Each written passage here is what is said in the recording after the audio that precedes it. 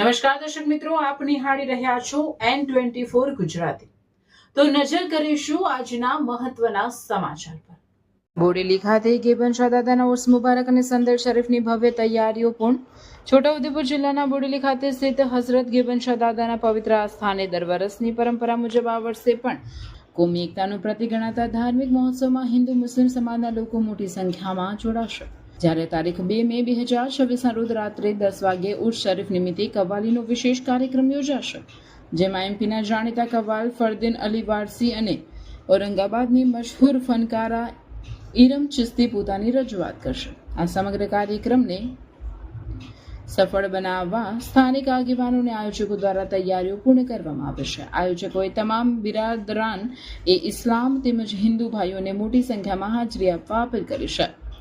Reporter Sarfaraz Dewan Vadu, N24 Gujarati news, Bharuch.